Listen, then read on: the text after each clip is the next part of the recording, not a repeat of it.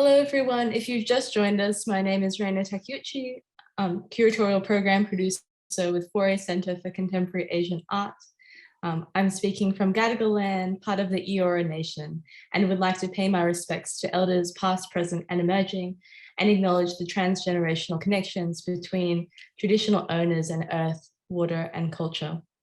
I would like to begin by introducing Uncle Colin Hunter, Wurundjeri Woi Wurrung elder, who is kindly joining us digitally this evening to welcome us to Wurundjeri land, where Counihan Gallery, Brunswick, their venue for the Foray exhibition we will discuss tonight, Drawn by Stones, is situated. Uncle Colin, thank you so much. Thank you, Raina. And I also was born on the land of the Gadigal people, but my family is from Wurundjeri country for many, many generations. Look, I'd like to start off by acknowledging that this evening we are meeting on the lands of my ancestors, the Wurundjeri people. And I'd also like to take this opportunity to pay my respects to my elders, both past, present, and emerging. But also like to acknowledge people on the webinar from all around the world. I want to make a couple of special acknowledgements. I want to acknowledge Jody up in far north Queensland. I want to acknowledge her. And I want to acknowledge Victor, because he's on Wurundjeri land. So Woman-Jeka, welcome. Wurundjeri Balik, Yemen Kundi Big. The Wurundjeri people welcome everyone to land today. Wurundjeri no Bunumbo War Kundi Nangnak Dubin Big Bolik Bo Chiligan. The Wurundjeri people want you to look after and protect the land as they did long before. Wurundjeri country extends from the inner city of Melbourne, goes across the mountains of the Great Dividing Range, west to the Werribee River, south to the Mordialloc Creek and east to Mount Baw Baw. And the Wurundjeri people are part of the Kulin Nation and of the Wurrung language group. Hello, my name is Colin Hunter Jr. or Woolert, meaning possum. The name given to me by my grandmother's young boy. I'm a proud and passionate 7th generation Wurundjeri man and a direct descendant of Gibbigin, who was Nalangeta, who headed the tribe at time at first settlement. And it's through my grandmother, Gumbriar, meaning white dove, or only tiny or Nana, she was known to us mob, that I got Aboriginal culture and heritage in my life today. So for that, I say thanks, Nan. My grandmother was one of the last of the Aboriginal people born in the early 1920s, up at Counihan Mission in Healesville, before she got pushed up the Barramon River in New South Wales. In Aboriginal culture, a great deal of respect is given to the land, the plants and animals alike. And while we're on Wurundjeri country tonight, you're most welcome to the traditional lands and the waterways of the Wurundjeri people. So Woman-Jeka, welcome. Enjoy your evening. Thank you. Thank you so much. Thank you so much, Uncle Colin Hunter. So lovely. Such a warm welcome. I would like to continue our introduction to Counihan Gallery by introducing Victor Grissom, gallery curator at Counihan Gallery, to tell us a little bit about the gallery and its community. As Victor speaks, I would like to share some images from the exhibition. Over to you. Thanks, Raina, and thank you, Uncle Colin, for your welcome. My name is Victor Grissom, the curator of the Counihan Gallery in Brunswick, which is situated on the lands of the Wurundjeri Woi Wurrung people. And we had the pleasure of Uncle Colin's presence when we launched a new exhibition space at the gallery in Feb last year. And Uncle Colin was there along with the Jiri dancers to launch that space, which is a huge boon for the arts community in our local area. And we've been working actually throughout the year with Wurundjeri people about naming that space in the front part of the gallery, which we hope to be announcing very soon. but the name, the Counihan Gallery in Brunswick is the municipal gallery for the city of Moreland.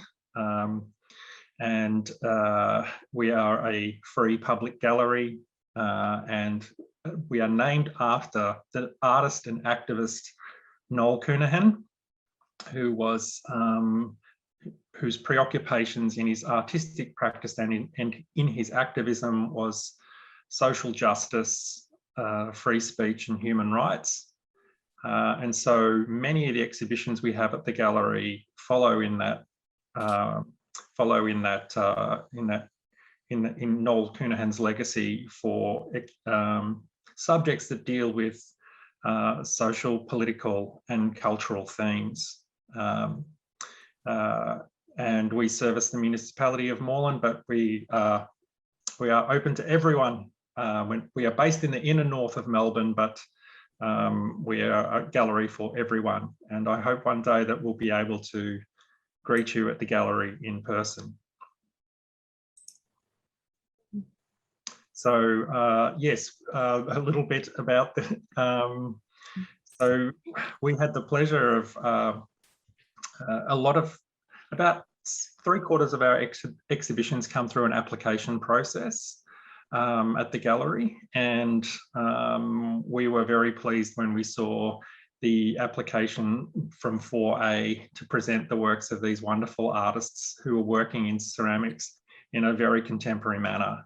We don't get many exhibition applications that work in the field of ceramics, but we were really delighted to see artists who are engaging with ceramics in such contemporary modes and pushing the boundaries of what ceramics might be. And I think the connections between the constituent parts of ceramics are so related to the topics that will be covered tonight, talking about land, about sovereignty, about nationhood, and connection.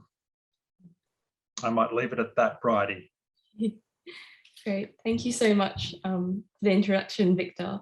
I'll be sharing some more images of the exhibition throughout our discussion, and would now like to hand it over to Professor Paul Gladston, inaugural Judith Neilson Professor Chair of Contemporary Art at the University of New South Wales and 4A Centre for Contemporary Asian Arts partner in this talk series. Paul will moderate this evening's discussion and introduce our panelists who will join us from across the world. Over to you, Paul.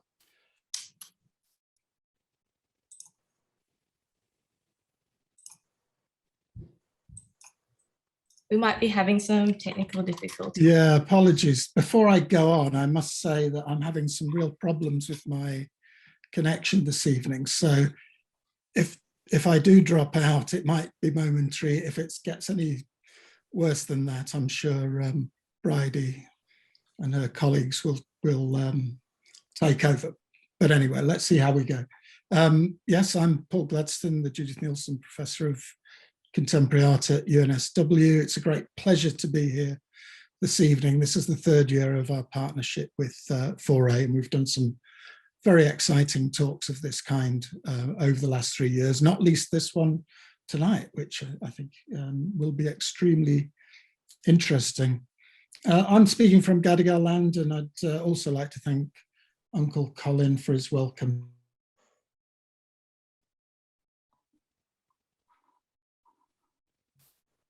Sorry about that. No, okay. Right, I'll soldier on. It's a great pleasure to introduce the panel this evening, and I'll do that very quickly just in case I have any more technical problems. We have a number of artists from the exhibition curated by Bridie, drawn by stones. One of them is Ruth Ju-Shih Li, who's a ceramic artist who works between Australia, China and Taiwan, exploring different ways of narrating both traditional and multicultural concepts of beauty, transcendence and the sublime, which is a set of aesthetic concepts after my own heart. Jody Rallah, a descendant of the Biriguba, Yugera and Wurrung peoples, and she's an emerging contemporary Indigenous Australian artist based on the unceded lands of Yugera language nation Brisbane, and she employs a concept-led interdisciplinary practice which investigates how celebrating cultural wealth by creating knowledge vessels as embodiments of living histories. Wen-Hsi Harman was born in Taipei in Taiwan, is a ceramic artist, and she's currently living and working in Bristol in the United Kingdom. So we have a very internationally based audience this evening. Wen-Hsi is a member of the UNESCO International Academy of Ceramics and studied in Taipei in Taiwan. Bridie Moran, is well known to a lot of you, I'm sure. She works at 4A and has done for quite a while. She is the curator of the exhibition that tonight's panel is based on, Drawn by Stones. And last, but by no means least, is my erstwhile colleague, Dr. Yu-chieh Li, who was the inaugural Judith Neilson postdoctoral fellow at UNSW. And she's now, I'm very happy to say, a research assistant professor at Lingnan University in Hong Kong. And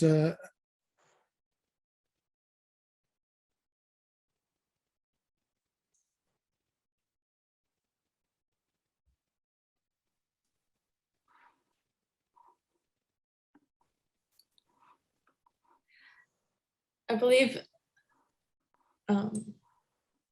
it looks like we may have lost Paul again there for a second. Hi everyone. I'm, as Paul just introduced, Bridie Moran. I'm the curator of the exhibition. I'm coming to you tonight from unceded Awabakal land in Newcastle. I think Paul's back online now. There he is. So I think luckily from this point, when I ask questions, everyone else is doing the talking. So let's forge on. Sorry if those introductions were a little bit rushed. If anybody, when they're speaking, wants to acknowledge their country or say a little bit more about themselves when I ask a question, please feel free to do so. The first question.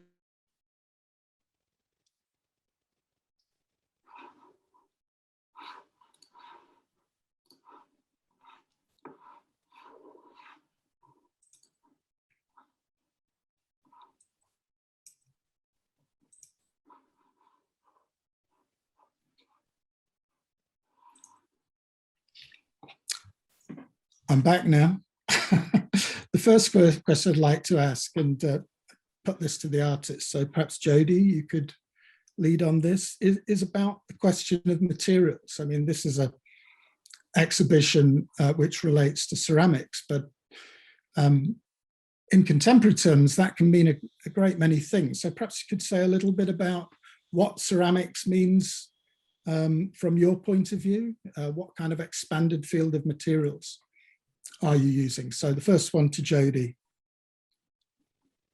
Yeah, well, clay has been used for thousands of years, and in my culture, for tens of thousands, for ceremonial practice, for art making. And for me, clay as a medium is about me connecting to my culture and being able to use clay as an extension of the body itself by connecting to that ceremonial element, really. So the work that I have in Drawn by Stones for this exhibition is clay in various forms. So the pure clay pigments, which have been drawn on the walls to honor the scar trees which Coolamans are pulled from, and to honor the Coolamans in this, which have been made from clay and fired, and also the clay chunks. So these clays all come from a particular area, which is significant in my country, and they are accompanied by a soundscape which is speaking to the clay itself. And I think the materiality of clay is an extension of country and extension of who I am and who my people are. And I like to really explore that by digging my hands into these different types of bodies and to pull from that a sense of cultural connection. So I think it's one of those forms that can be carried through from the past to the present, and it will always be relevant. It's a material that I think will always be relevant. Thank you very much, Jody. Ruth, how do you approach the idea of ceramics? What kind of materials are you engaged with in your work? Yeah, I really agree with Jody on the idea that ceramics or clay is our way of connecting with the land and I guess to each other across cultures. Clay is a very humble, mundane, organic, but also universal material. And it's this universality that allows it to become this cross-cultural, cross-generational language almost. So from mythology, you can see a lot of creation stories use clay as a material for the creation of humans, and you can see that across all these different cultures. And yeah, and then to like everyday contemporary modern uses, either it's I don't know, the teacups you use every day, or imperial porcelain in China, and it's everywhere and it's universal and it's very humble and everybody has access to it, and it's a beautiful kind of visual language to use. So yeah, I really agree with Jody. Thank you very much. Wen-Hsi, same question to you. Hello. I Hello. think, can you hear me? Yeah. Yes. Yeah. My main material is porcelain, and for me, I think porcelain is a historical material and connecting between the East and West. And in this exhibition, I show in my research trip the Taiwanese indigenous people armies, and their philosophy for them is the earth is their big mother. So I think for them, the clay is their ancestors and also is their big mother. So I think for me, I feel really just like other artists say, it's really humble and precious, can working with ceramic and use this clay to communicate with different audience and to sharing my personal identity, and also provide a platform that other people thinking about how clay can relate to their life. Thank you.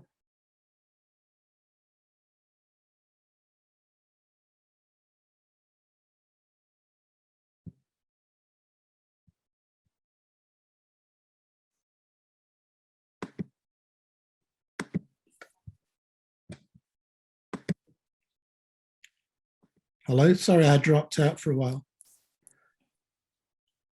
Bridie, I'm just wondering whether I could extend that question to you. I think you can speak on behalf of some of the other artists and perhaps your own views as curator of the exhibition. Sure. Well, as curator of the exhibition, obviously I've been drawn to the ways in which Ruth, Jody and Wen-Hsi have just discussed their engagements with clay. I think for me, this exhibition kind of started quite a long time ago at Foray Centre for Contemporary Asian Art, when I was talking with our director at the time, Michaela Tai, about the fact that Foray hadn't had a ceramics focused exhibition for nearly 10 years. I've got quite a strong personal interest in ceramics. I am the editorial assistant on the Journal of Australian Ceramics, and I'm actually doing my PhD looking at ceramic practice in Australia at the moment. And with that interest and within the context of Foray, I think there are some really interesting questions to raise about what ceramics are as a material, as we've just been discussing, but also what ceramics mean. And with the connections to land, to country that Jody and Ruth have spoken about, and that ability for ceramics to historicise, I think a lot of the works in the exhibition I drew together with those themes. Two of the other artists who are part of the show, who aren't joining us this evening, but will be part of a lot of other programming we'll do around this exhibition as we take it on tour over the next couple of years are Dean Cross and Ray Chan Sequong. And I think their works speak really strongly to those two ideas. So Dean has two works in the show that I think most people wouldn't read as being ceramic works at all. They're framed artworks that hang on the wall, but they are illustrated and created using ochre and charcoal. And as you know, we were hearing Jody talk about the materials and their connection to culture. That's something that's very resonant in Dean's work. But that work is also really a memorial. It memorializes the time since colonization in Australia. And it sort of embodies that relationship between the land and our memory. And then in Ray Chan's work, we see a series of really beautiful cups. So the sort of everyday ceramics that hang around and are part of our daily lives. And they're arranged in the shape of a river. They're collected local clay in Chen Lung in Hong Kong. And those works are objects that have been fired that will last for a long time and kind of embody another part to me of what ceramics is. Objects that are part of the everyday, part of the community, part of the land, and something that will remain part of, you know, our archaeological memory. Thank you very much, Bridie. I just want to go back to something you started out from, which is this idea of a hiatus in showing ceramic work. Certainly in my early career, there was quite a concentration on ceramics in exhibitions in the UK, both as artworks and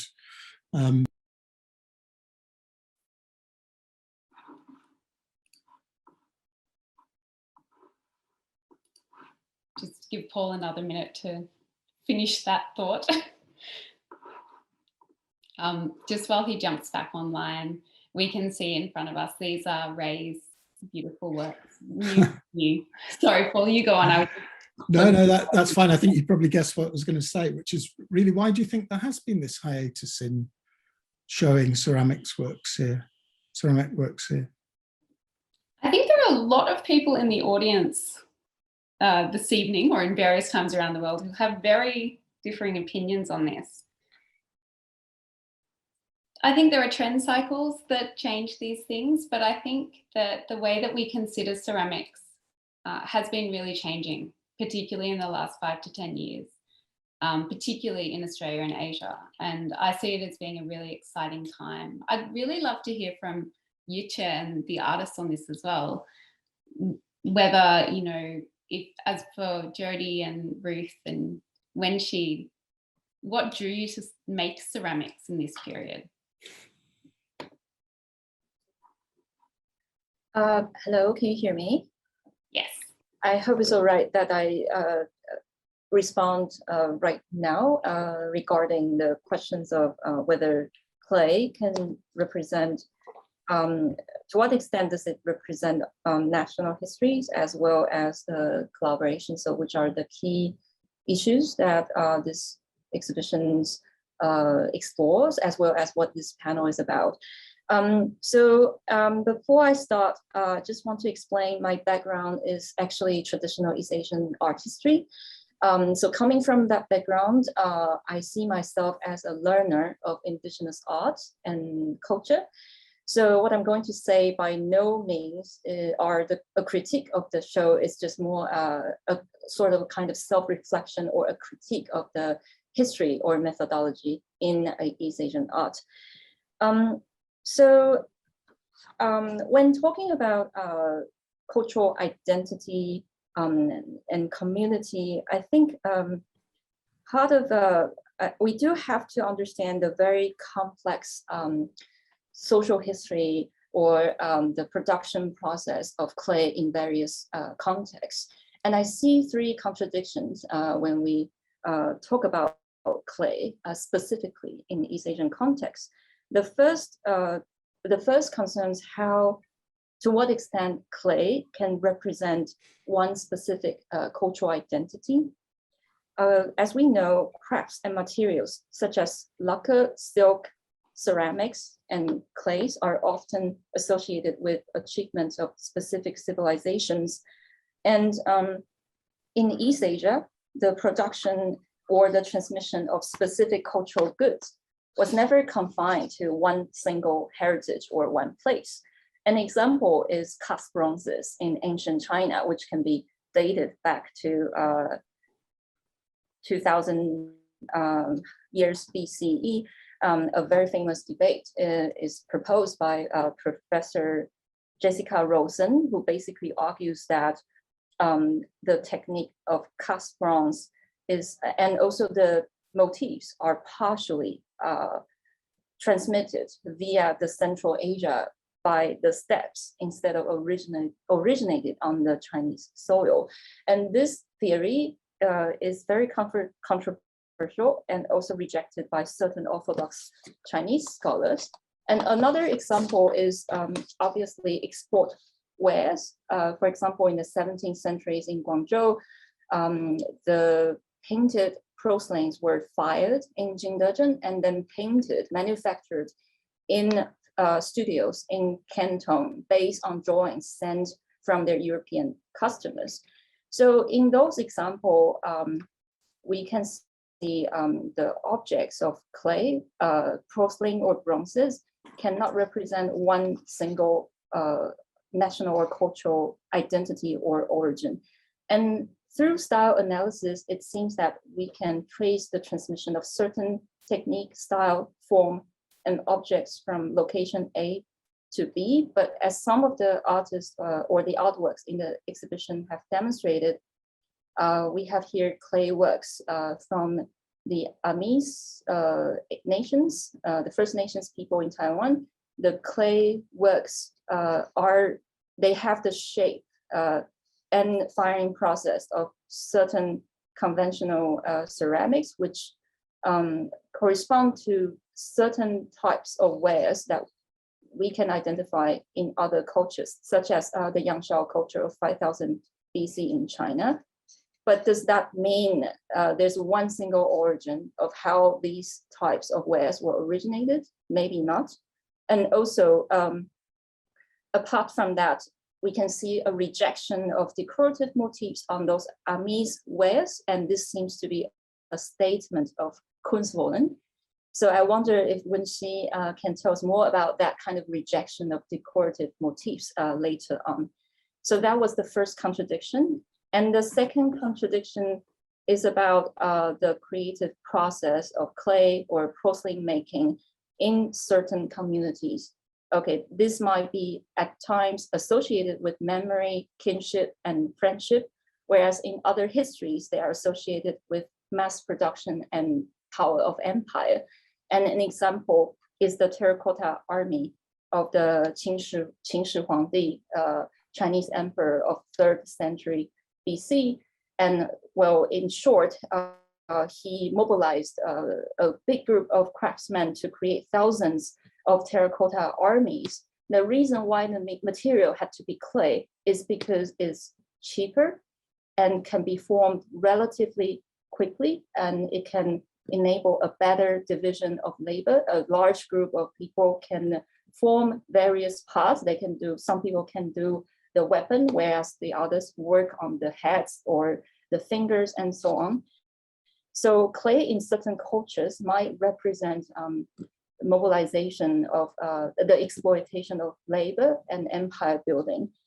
And the third contradiction I see here is whose heritage is clay or soil or the land. We know in East Asia, there's a lot of discussion regarding the ephemerity of our body and ashes, and all beings are perishable in Zen Buddhism. And this is because Zen Buddhism operates beyond the bound of kinship, memory, family, and ancestry. It claims that everything will perish. And this is contradictory to certain indigenous notion about orca. As we can see in the exhibition, Dean Cross's work is made of orca, but to some indigenous communities, they are by no means ephemeral. They can be kept. They are, to what extent they can be considered static. So in this regard, for me, clay seems to be representing everything, both life and death, it is cosmopolitan as well as culturally specific. So that was my short response in regard to the exhibition. All right, many thanks for that. I think that sets up some very rich and interesting questions. Perhaps I could pass that on as a relay to the contributing artist and perhaps Bridie. I mean, how, in practical terms or in experiential terms, do you think your own practice as an artist, a ceramicist, how does that connect to community and community building and identity building? Perhaps you could start with Ruth. Yeah, I think, thank you, Yu-chieh, for these three interesting ideas. I think that kind of broad way ceramics is used and represents so many things is part of the reasons why I chose ceramics, because of the universality. It could be viewed from many perspectives, and it is part of a lot of different cultures on different tiers as well. And for my work in particular, I feel like with clay, it's because I come also from a Christian spiritual background, which biblical story of the Garden of Eden, creation story, which reflects onto different cultures of creation, creation stories too, which utilizes clay to form the body, which makes my connection of myself, my identity, my body, and the land. That's where I see the connection. For this work in particular, Topography of Memory, it is an extension of my autobiographical and ephemeral practice. And when Bridie first approached me with this curatorial theme, I actually hesitated a little bit because I thought, who am I to speak of the nationhood, the story of Australia as a migrant? But then there was my answer, was that I could bring my perspective as a migrant, as part of the migrant community, to bring our perspective into Australian nationhood. And this work is an interrogation, but as well as a celebration of a place and of locality, and how it forms kind of the foundation of our individual experiences and our narratives and perspectives. So actually, I should probably explain. So the reason why you can't see clay in these photographs is this work was planned as a site-specific ephemeral work, which unfortunately, because of COVID, I can't fly down to Melbourne to create the work. But hopefully, when lockdown ends, I will be able to physically go down and make the work. But it is initially designed as kind of like a waterfall of aerial routes that kind of connects us all. And this work, I'll just speak a little bit about the process. I planned to make this work in collaboration and work closely with like local Indigenous groups through a workshop process to exchange knowledge, to exchange stories and skills, and to kind of add these layering of identities, of narratives, and to have the work grow. And with every kind of iteration, I'll take down the work, because the work is not fired, it's made from raw clay. I'll recycle, and with a new location, it will grow and change. So in response to what Yu-chieh said before, I think with that acknowledgement of locality, of local cultures, of the different narratives and identities of the people we encounter, we can incorporate that and into the clay, the body itself, and into the work. Sorry, I hope that kind of touches on the subject. I hope I didn't go on a tangent.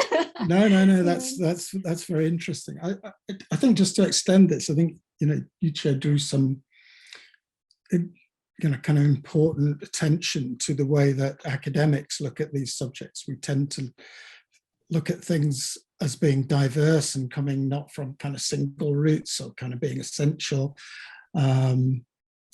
And that can sometimes be at odds with the way that people outside academia view these things.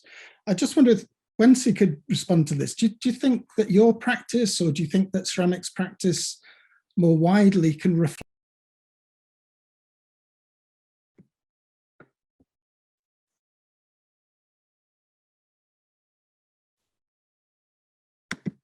Sorry about that. So Wen-Hsi, do you think your work or ceramic practice in general can reflect a specifically Taiwanese identity, even a Taiwanese national identity? Oh, thank you very much. I think this question being quite challenging and difficult to answer.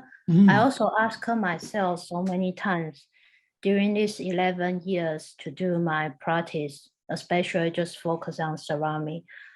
I think sometimes I ask myself, because I had the serious training about ceramic learning in Britain during these 10 years, and I never had chance to learn ceramic in Taiwan. So this is a reason I decided back to my homeland, Taiwan, and to look about the indigenous people's ceramic, and I want to find some, you can say the rules. I want to find some my personal identity about being Taiwanese, also being British. And I think sometimes it's quite challenging to let people understand about the ceramic, my artwork, because due to everybody have a different level about cultural background and personal experience about clay. So I think my artwork sometimes can be a little bit abstract, so it had a lot of secret message inside my work. I feel sometimes I should let my work have more freedom to travel to different locations, different culture, and provide more space, more opportunity, let people think about what I'm doing, and let people read my work rather than I say about what I'm doing for my work, because I find out I like to listen the audience talk about what thing they look in my work rather than I talk to them what I'm doing. So this is another way to approach about ceramic, because I prefer let people to read and then to associate with their cultural identity or national identity. I hope this is a kind of answer, or maybe I hope I can create some question for the audience, because answer not answer is question is answer. I think, yeah, it's my way to create ceramic. Yeah, thank you. Really well put, Wen-Hsi.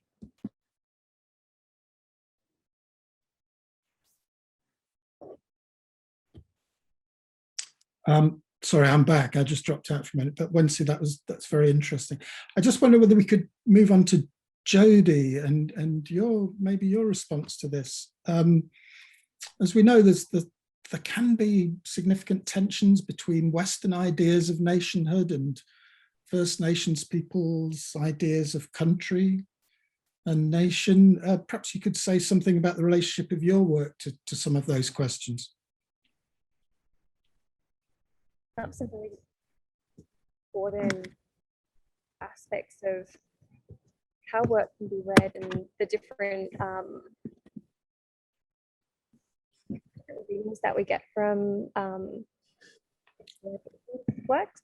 And thank you, Paul. Yes, and in terms of national identity and in terms of the clay as a form of that expression of national identity, I find that being on country and walking with country and just being able to be there present and feel the clay in the grounds, the wild clay in the grounds, before it's even fired or used in different ways or taken to the studio.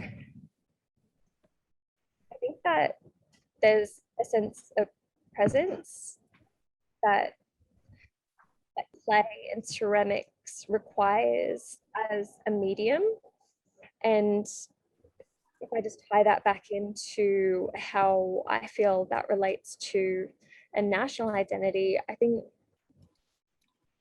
having that sense of presence is what allows you to connect. For me, it's the nation beneath my feet. It's Yagara country. And I know for everyone, nationhood means something very different for different individuals. And there are many tensions between these Western frameworks and Indigenous frameworks of ceramic practices. But in a sense, I think we all comes back down to is we're all still connecting back into it, and it's still establishing that sense of presence that the material requires.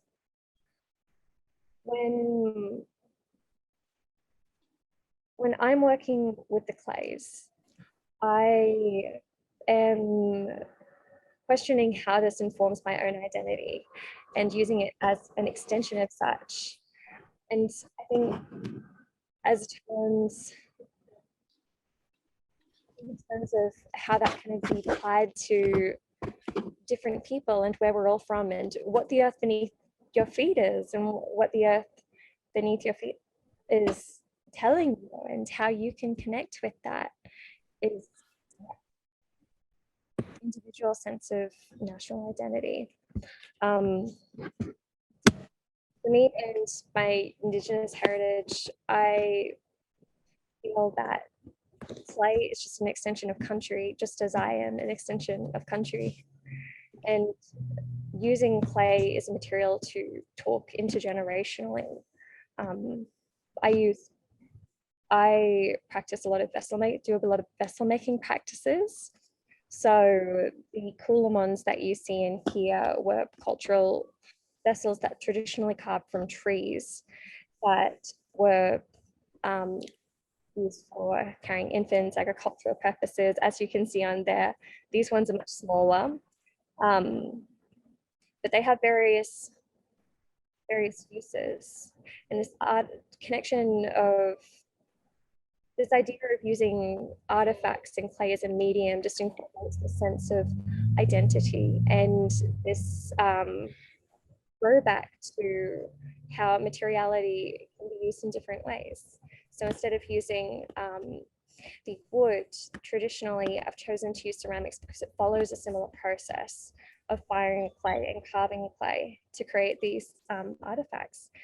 And then the pigments inside, which are ground from country, they're so colorful, the different pigments that you can find.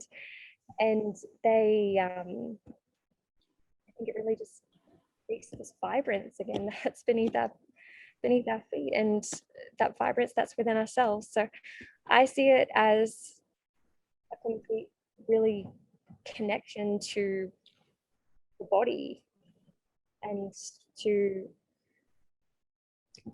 me as a person and to my pupils and to thousands of years of cultural practice and ceremony using different clays for ceremonies and for many other purposes.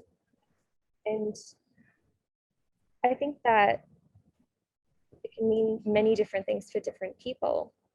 Okay.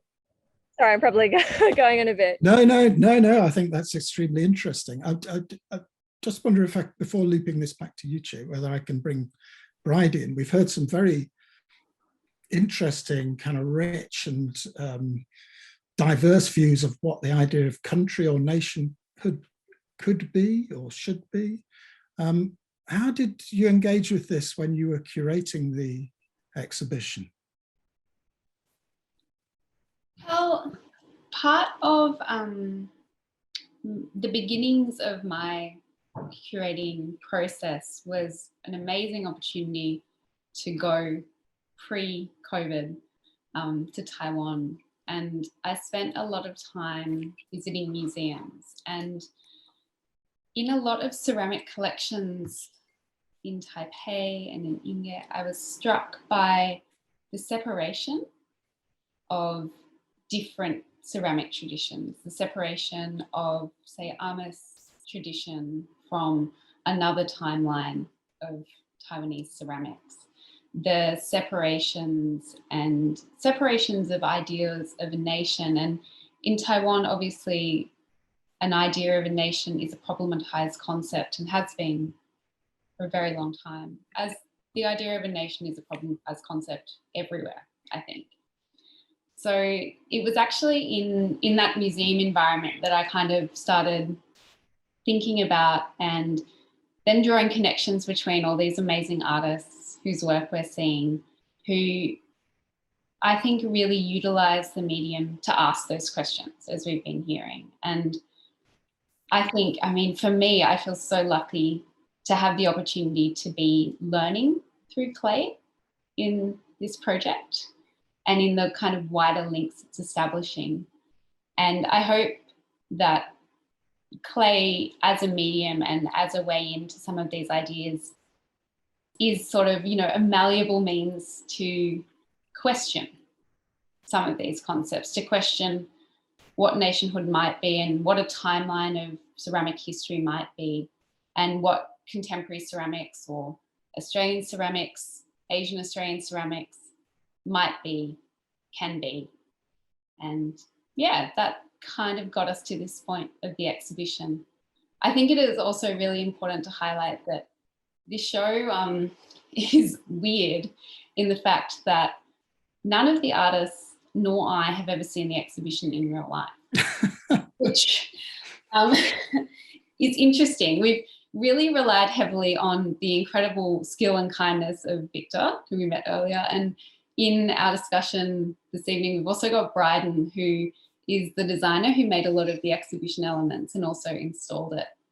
And I think being separate from the material has really highlighted the value of being able to interact with material in real life. And I think I hope you'd agree, artists, it's just got me sort of yearning to be reconnected with material and with galleries and some of these questions, hopefully soon. Bridie, thank you very much. Just looping this back to Yu-chieh, I mean,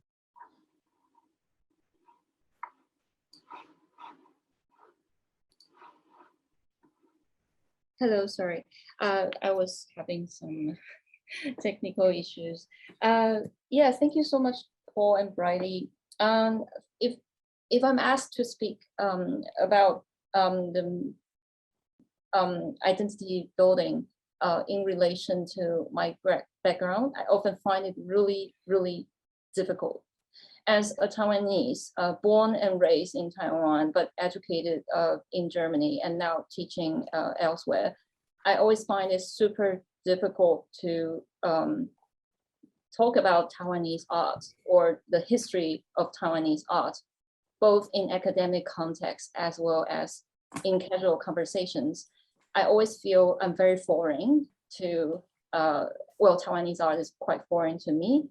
Or if we put it in another way, I think it is impossible to talk about contemporary Taiwanese art within the Taiwanese context. Because in the colonial history, as well as in the so-called post-colonial period or post-White Terror period after 1987, it seems to be impossible to single out any Taiwanese element in the culture and the arts. And I've been discussing this issue with various friends in the academia, and my view is generally, I think a history of Taiwanese art cannot be written within its own social historical framework. It has to be written in a way that it is in dialogue with other Asian countries or neighboring countries or states. And which is why I think this exhibition is super meaningful. And it totally opened up my eyes when I saw the pictures of the installation with very diverse ways of display as well as materials. So I hope that answered Paul's question partially. Sorry, yeah, I dropped out, but that's absolutely fantastic. I mean, I think it does raise some interesting tensions between, certainly from an academic point of view, between the kind of transcultural view that we tend to have within scholarship about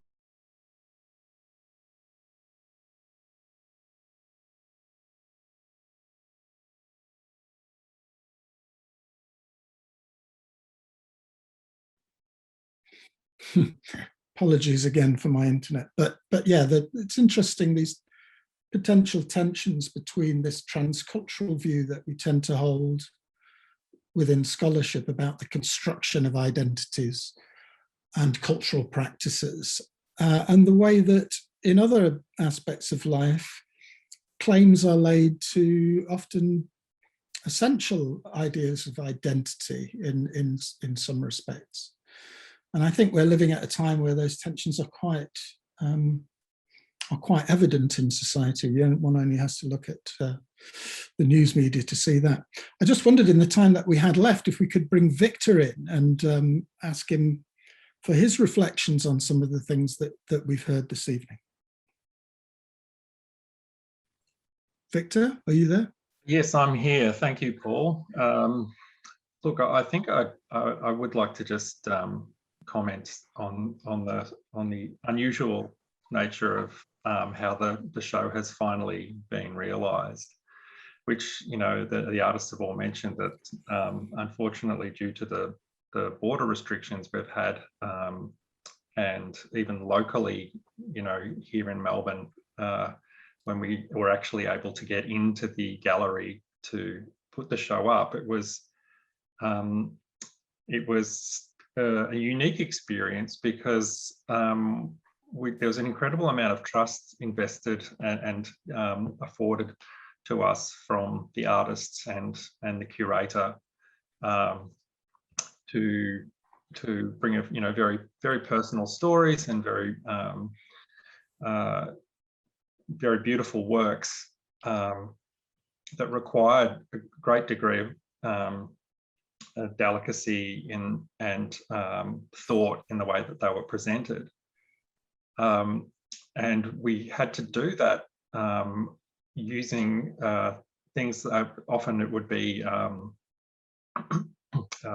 well, Bridie had a couple of curators that a couple of installers that she knew who were local to Melbourne, who she'd obviously worked with before and had a great working relationship with. And we had our own installers assisting as well, but the show was being curated remotely, effectively, using iPads and iPhones. And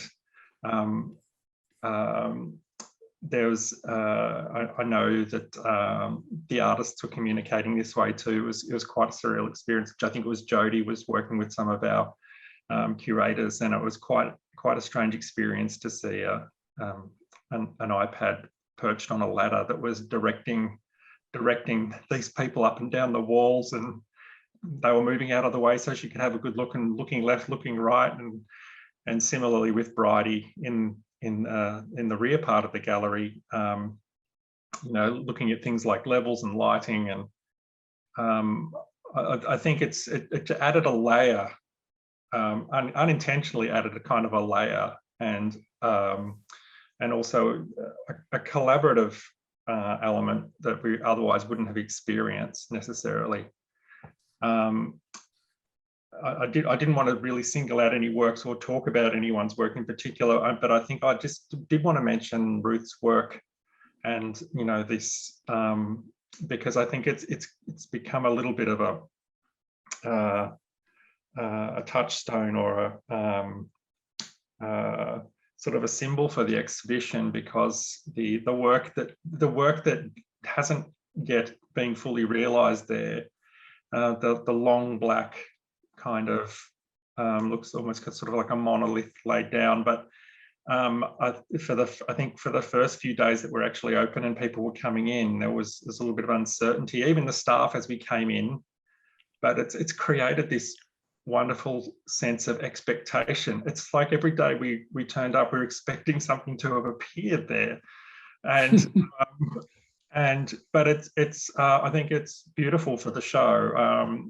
I think it actually it speaks quite poetically to the situation that we're kind of in at the moment, and I'll just finish by saying that, you know, we are hoping that the show will be open again this year. We're just talking to Bridie about it today, and we're hoping that it will at least, you know, see the light of day again for for at least a few days before, you know, we're forced to move on to the next show.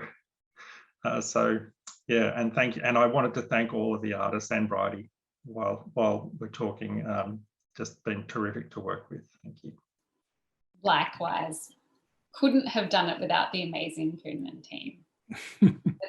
Also, you know, thanks to UNSW and 4A for making like these digital connections, I think, become so much more important when we are in these weird internet install situations. I loved the Jody Up the Ladder install. Was a technological feat, I think. That was great. Thank you.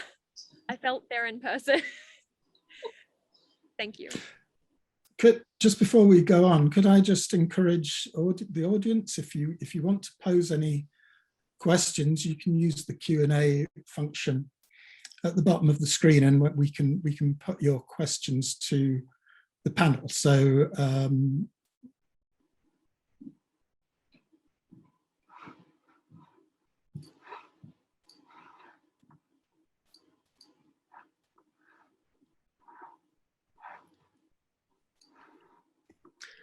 so sorry, I dropped out again. But yes, if audience members would like to put questions, if you have an opportunity to do that. Before we do that, I could just kind of pose a question to Ruth of my own. You're sometimes based in Jingdezhen, is that right? Yes, so my studio is a bit strange. It's very unique.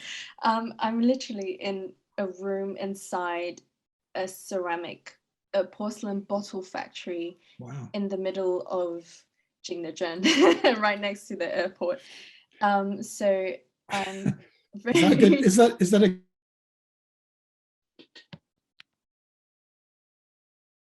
Yeah. Sorry, I was just going to say, for anybody who doesn't know, that Jingdezhen is the kind of long time historical, almost spiritual home of Chinese ceramics, isn't it? Yeah, it's got an unofficial name of the porcelain capital of China. And that's where most of, I think, the empirical porcelain was produced. And a lot of porcelain is still being produced there, that's been shipped around the world. And yeah, my studio is inside Maltai. So Maltai is the national liqueur of China, made from sorghum. And so the factory I'm in produces the porcelain bottles for Maltai. Yeah. I'm just kind of contemplating the idea of a porcelain factory next to an airport. I'm not sure that's a good conjunction, but anyway. Just going back to kind of Yu-chieh's kind of comments about a slightly conflicted view of Taiwanese identity. I'm just wondering, with you, Ruth, with you moving between Jingdezhen and Taiwan, whether that creates any kind of ripples in your own practice. Do you feel that you're practicing differently in those different spaces? I think I'll start with I kind of like my family history a little bit. So my grandfather was actually originally from China, and then in order to escape the Civil War, moved to Taiwan. And my parents were born in Taiwan. I was born in Taiwan, but I left Taiwan when I was 3 and then came to Australia. So even though I say I'm like Taiwanese Australian, but I do also acknowledge that my family is also rooted in China as well. So, and also growing up in Australia and having that multiple kind of multiple identity, which my work speaks to, of the layering of identity and the enrichment of identity and nothing being singular. And I think that having that background, that family background, and also as part of my practice, I travel a lot to different countries, and I'm very lucky to be able to immerse in different cultures as well, has kind of opened up kind of my perspective on that, as in, I don't see it as conflicting. Instead, I see it as an enrichment, a layering of. So yeah, hopefully that kind of touches on that. Yeah, that's very interesting. Jody,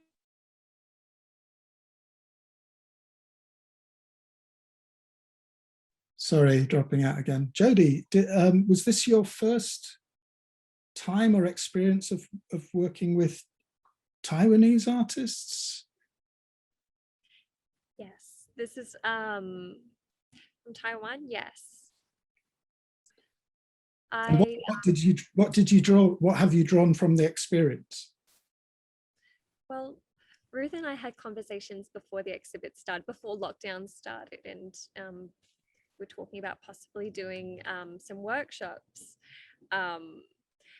And I would have to say that I wish we could have had more conversations, and that I wish it was more collaborative, and that we could further that more. So I think just due to the lack of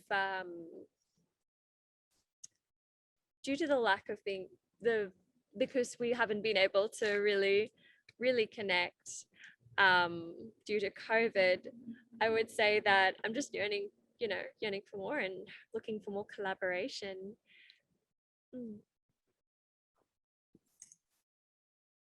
That's excellent. And Wen-Hsi, you're obviously in Bristol right now. What do you derive from your experience of working in the UK? Has it impacted on your significantly on your artistic practice, creative practice? Yes, because I learned from the basic until I learned everything in Britain. I think Britain is my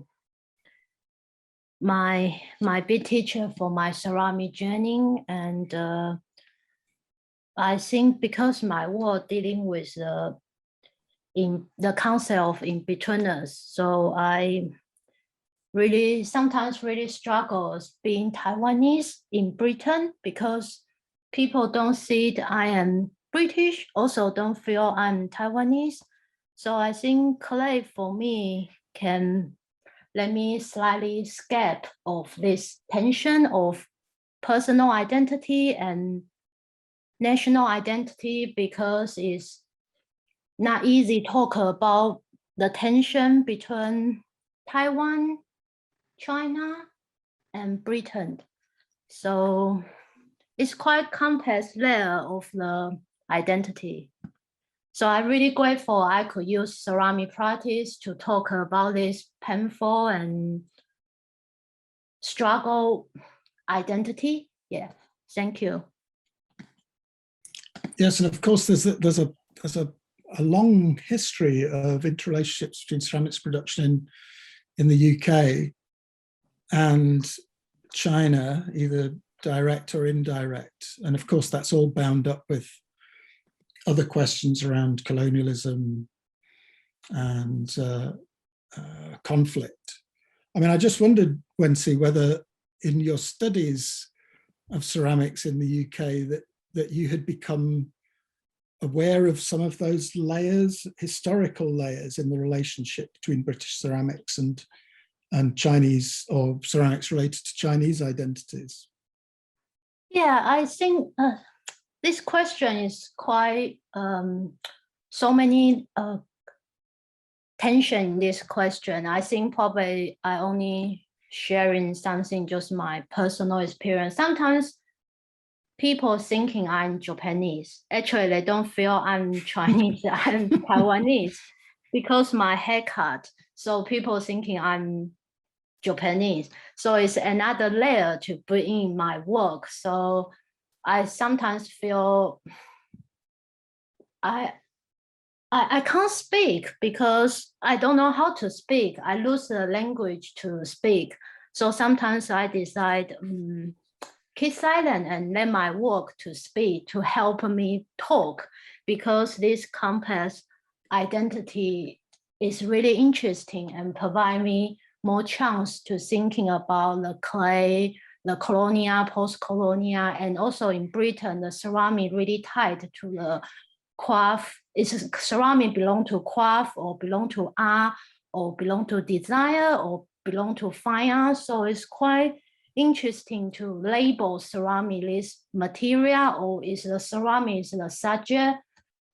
I think it's sometimes got really interesting, has so many conversation about ceramics should belong to where, and should belong to the material or belong to the tool to talk about the cultural reference or cultural identity, because all ceramic can be just a pure material. Yeah.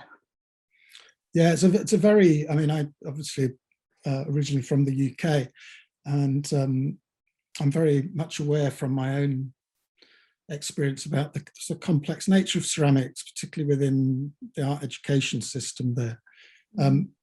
Just as an aside, I was the last head of the Burslem Art School, and Burslem, for anybody who doesn't know, that's the art school which is, or was, situated in the midst of Stoke-on-Trent, so Spode and Wedgwood and all of that kind of thing. But the whole of the education around ceramics in the UK is very complex. It has a relationship to industry and also craft, and kind of multi-identity and transcultural in many ways. Right, sorry, please go on. Oh no, I'm so sorry to interrupt. I just had a couple of questions that came through the Q&A and thought we could address them as the conversation is very, very interesting. From Jesse Hogan to Ruth, was the black plinth a part of the ceramic work, or was it supposed to uphold a set of ceramic works that did not arrive into the art space, and is any component of it ceramic? Thank you for your question. So the plinth itself is not, it's not ceramic. It's, I initially had the idea of a waterfall of strings of clay, and to kind of like mimic aerial roots, and to have the bottom, the plinth act as like to symbolize water as a reflection of that. So I just wondering if I could share my the photo of like a sketch of the initial design. Can I send it in the group chat? I can let you, I'll make you host, and then you can share on your screen if you would like. Okay, sure. Yay, thank you. Let me see if I can grab that. Yay, okay. Sorry, this is not a HD photo, but this is just to give you guys like a visual reference of the initial idea. So I wanted to have strings of clay hanging from the ceiling of the gallery to and then have the plinth underneath to reflect that. I hope this kind of answers your question and gives everybody a better kind of idea of how the work is supposed to come together. And I really, really hope when lockdown ends, I'll be able to head down and actually create the work.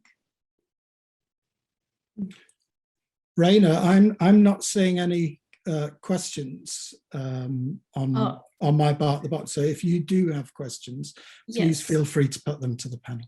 Oh, no worries at all. There's only one other question from an anonymous attendee.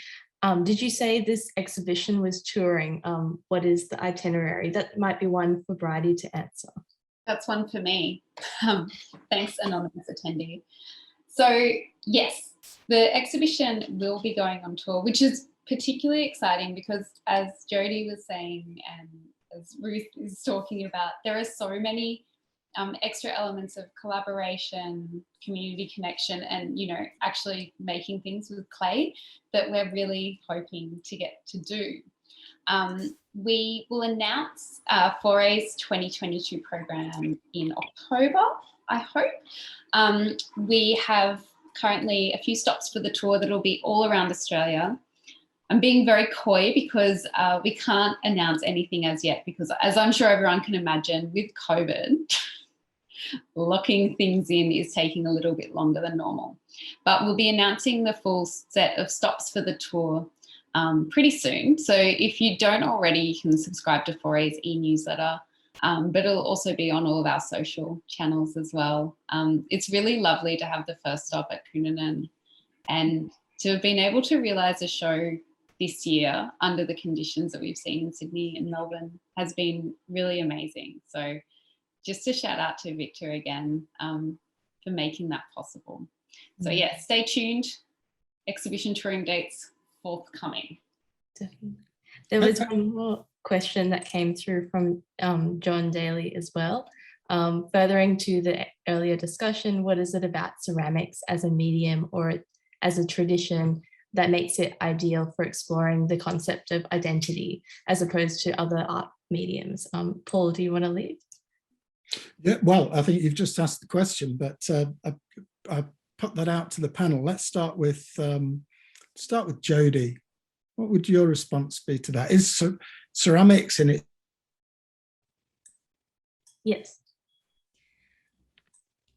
Sorry, I'm back. Is ceramics in its broad sense an ideal medium for dealing with identity? Yeah, I feel that ceramics is one avenue. I think that there are many different materials that we can all explore identity with. And personally, I feel drawn to ceramics because, I mean, like I elaborated earlier, for me, I feel it's more of an extension of the body, you know, it comes from the earth just like we have.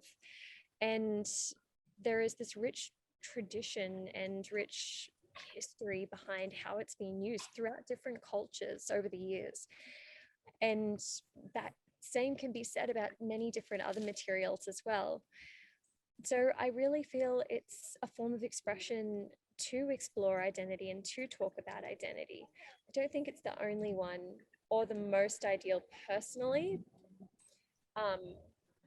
because I think that can be done with almost anything. But I can say that working with clay almost creates this experience of just being completely connected to that history and to that to country and ancestors, because I mean the clay that we hold in our hands, also especially wild clay as well, it's taken thousands of years to break down and become what it has become.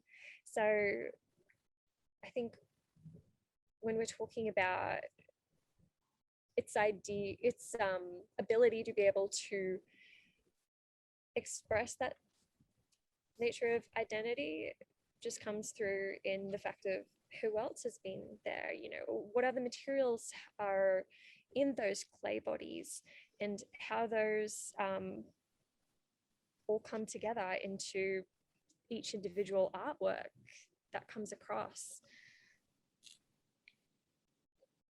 Thank you very much. How I would see it. Oh, that's great. Ruth, and then Wen-Hsi, do you feel a similar connection to ancestry through your work? For me, ceramics, the reason why I chose clay, especially for this body of work, for me it's three things. One is locality, acknowledging of locality, of country, of the land, which is why I think ceramics or clay itself speaks volumes. Then it's the spiritual component, and I briefly mentioned this before, and with mythology of creation stories and how the body can connect with clay and land, and that is an exploration of the spiritual side. And then it's the universality of clay as a medium and how it crosses culture. It's available anywhere. It's crosses class as well, from imperial porcelain, really expensive and not accessible to everyone, to maybe the terracotta chai cups on the streets of Delhi. I just feel like clay ceramics as a medium kind of embodies all three of those components, which is why I feel like it's very effective as a medium to explore identity. Yeah. Thank you very much. Wen-Hsi, same question to you. Do you feel a direct connection with ancestry when you're using clay or ceramics? I mean, certainly when I was this is a long time ago, when I was being educated at art school for my first degree, it was at a time when the whole idea of connecting with the past was not looked upon positively. You know, it was still a time of kind of modernism, I suppose, at the end of that. I mean, how do you feel about it, Wen-Hsi? Do you feel that connection?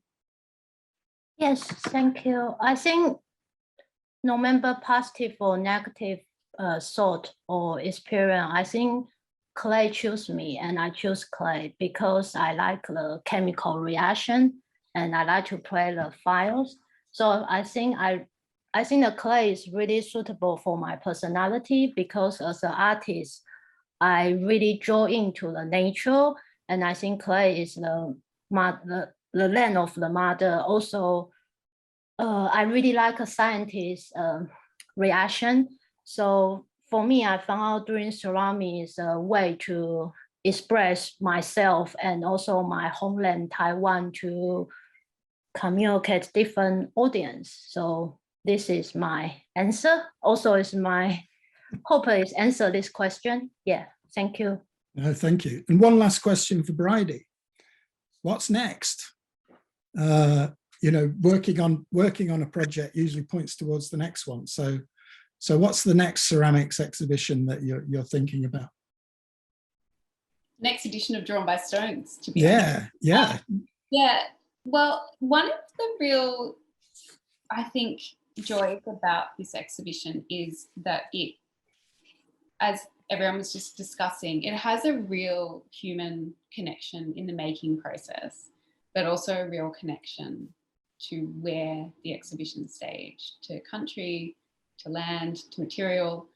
And so I'm really excited to be working with the artist towards its 2022 iterations, and also with the galleries that we'll be working with, the land that we'll be working on, those communities. I'm really excited to get to continue this conversation with you guys and with Ray and Dean in new places, in new iterations of the exhibition. And I also hope, I think we're in a really lucky time. There are a lot of different ceramic exhibitions that are happening, or sometimes going to happen in the near future. Like the Powerhouse Museum in Sydney has a massive show called Clay Dynasty that's coming up pretty soon. And I do hope that as we see more ceramic practice in like various forms, we think about what the materials are and the sort of care and respect and where they come from, and consider, some of these ideas over the next little bit. So both within Drawn by Stones and hopefully even outside it.